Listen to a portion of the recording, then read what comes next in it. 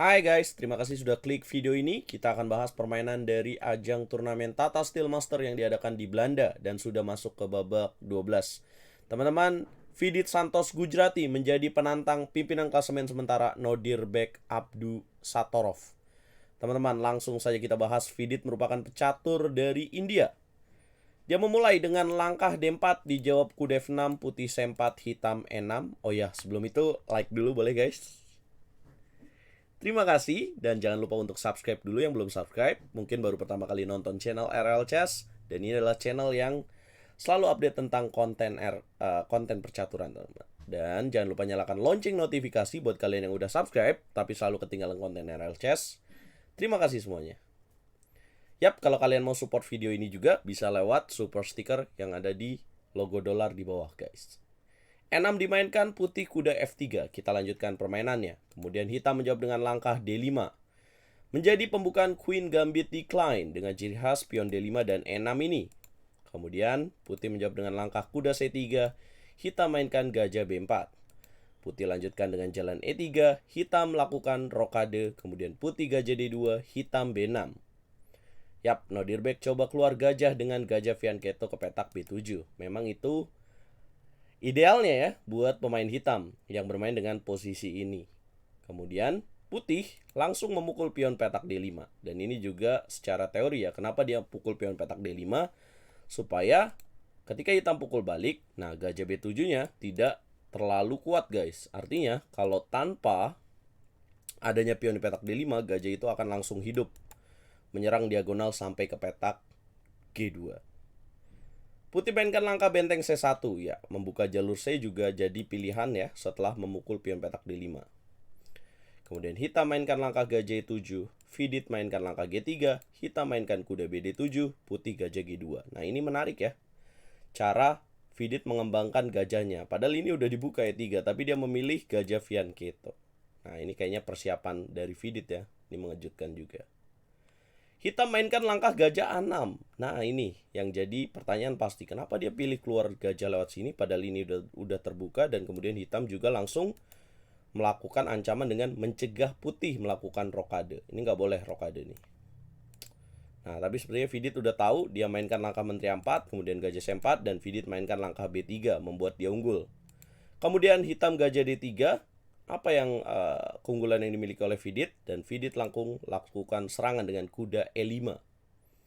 Memaksa hitam melakukan pertukaran, kemudian pion memukul kuda mengancam kuda F6, hitam mainkan kuda E4 dan putih menteri D4. Menyerang pion di petak D5, juga menyerang gajah di petak D3. Hitam harus memilih kuda pukul kuda, kemudian putih gajah pukul kuda.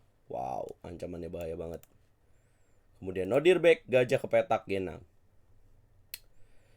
Vidit mainkan langkah gajah ke petak D5. Ya, dia belum berani untuk membuka pion E6 karena memprediksi ada gajah F6. Kemudian C6 dimainkan, kemudian dia tarik gajah ke petak G2. Nah, ini dikasih lagi ya. Kenapa dia tidak mau makan gajah pukul pion C6? Karena hitam mempersiapkan adanya jawaban benteng ke petak C8. Apa sih yang ditakutin oleh putih? Kalau misalkan dia ancam mungkin ya gajah B7, kemudian benteng C7 sebenarnya masih unggul juga. Nah, tapi tidak mau ada tekanan dari sini jalur C dan juga ada ancaman dari gajah A3 ini nih guys yang ditakutin. Jadi let's say dia mainkan mundur gajah ke petak G2, maka akan ada menteri C8. Jadi langsung kena pin terus. Nah, dan raja dari Vidit juga nggak aman ya. Jadi dia lebih pilih langkah aman lah. Amannya ya mundur aja gajah ke petak G2. Kemudian hitam menteri C8. Nah, kemudian putih akhirnya mendorong pion E6, hitam menjawab dengan langkah F6, putih mainkan langkah menteri D7, langkah ke-20 ya. Dan sekarang posisinya adalah Vidit memiliki keunggulan satu pion ya, teman-teman. Dia langsung menuju endgame, menyederhanakan permainan. Nodirbek menjawab dengan langkah gajah 3, putih benteng D1, gajah F5 dimainkan oleh hitam, mengancam pion E6, putih menteri C6, hitam gajah E6, kemudian Vidit menteri pukul gajah E6. Boom! Ya ini hanya pertukaran aja sebenarnya. Gajah D5 balik lagi, pukul balik lagi, dan kemudian benteng F ke petak C8. Ya, Vidit sebenarnya hanya memaintain keunggulan satu pionnya dan menjadikan sederhana dan sekarang menuju endgame. 2 benteng lawan 1 gajah. Ide yang sangat cerdik dan sangat posisional banget. Kemudian putih lanjutkan dengan jalan Raja D2, hitam benteng C7. Putih mainkan langkah Raja D3, hitam mainkan langkah benteng A ke petak C8. Langkah ke-28, putih Gajah D4, hitam Raja F7. Bagaimana Vidit merubah posisi yang unggul satu pion ini jadi sebuah kemenangan? Nah, Vidit mainkan langkah benteng D1, hitam Raja ke petak E6. Hitam belum mau untuk masuk benteng C2 ya, karena masih ada jawaban benteng D2. Akan sia-sia juga. Kemudian E4 dimainkan, hitam benteng C2 masuk juga, benteng D2, kemudian benteng tidak mau ditukar, mengurangi kekuatan dari hitam.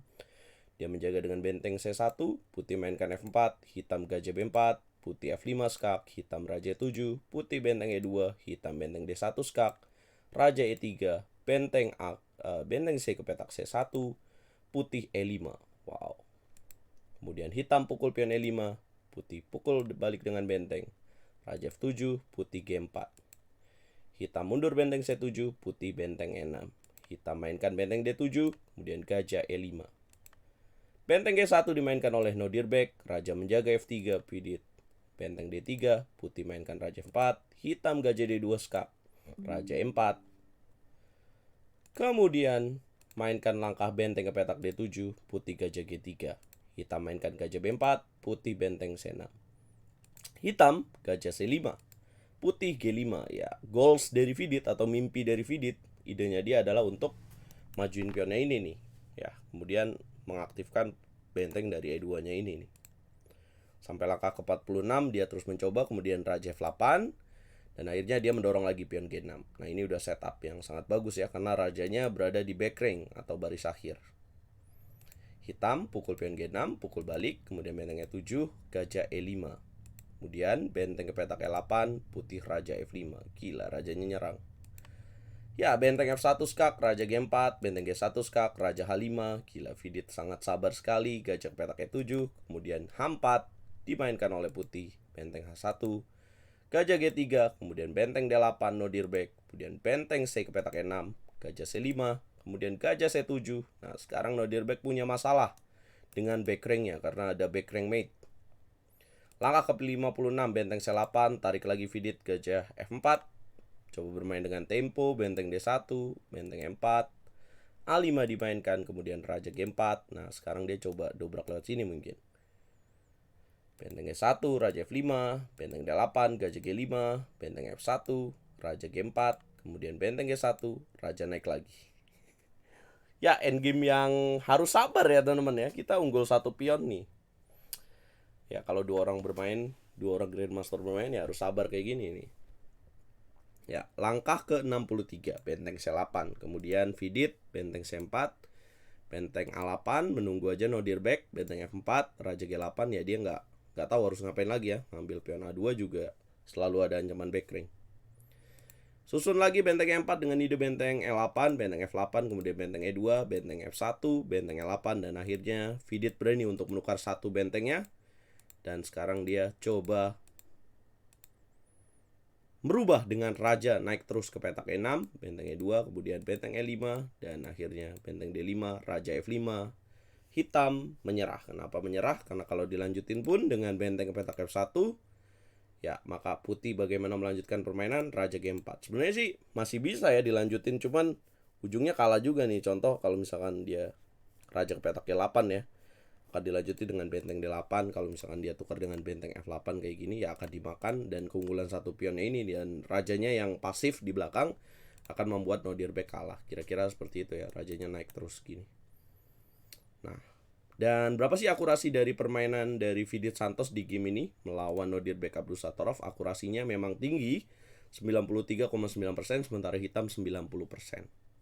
Nah, berkat kemenangan ini Vidit menikung Nodirbek dengan dia mengambil pimpinan klasemen 7,5 poin, diikuti oleh Anies Giri 7,5 poin. Gukes dan Nodirbek juga memiliki poin yang sama. Jadi ada 5 pemain yang memiliki 7,5 poin. Siapa aja? Ada Vidit, Anies Giri, Gukes, Nodirbek, dan Wei. 7 poin ada Ali Reza yang mengalahkan Yanepo Bniachi, dan ada Pragnananda dengan 7 poin juga. Sementara 6 poin ada Yanepo, 6 poin, kemudian 5,5 poin di peringkat 9 ada Ding Liren, dan Donsenko juga Parham 4,5 poin, dan Max Wardam 4 poin, Jordan Faforos 4 poin, Juenjun 4 poin. Hari ini babak terakhir, siapa prediksinya teman-teman? Di babak terakhir ini, babak ke-13, Ju Wenjun akan berhadapan dengan Ding Liren, nggak ngaruh. Nah, Wei akan berhadapan dengan Vidit. Nah, ini yang menarik ya. Menentukan juara, Parham berhadapan dengan Gukes. Ya, Gukes bisa menang lah ya. Kemudian Pragnananda akan berhadapan dengan Ali Reza. Ini rame juga nih. Nah, prediksi kalian gimana guys? Dan berkat kemenangan ini, Vidit juga menjadi pecatur nomor 1 India dan masuk ke top 10 guys. Top 10 Elo rating. Kita lihat secara Elo rating dia masuk ke 10 besar. Ya, Pragnananda hanya 10 hari berada di peringkat 1 India. Nih, Vidit berada di peringkat 10. Bisa lihat. Nah, nih. Vidit Santos Gujrati. Maaf ini agak terpotong ya. Ya, teman-teman, kira-kira seperti itulah gamenya. Berikan komentar kalian. Jangan lupa bantu video ini berkembang dengan cara like, share, komen, dan subscribe. Vidit.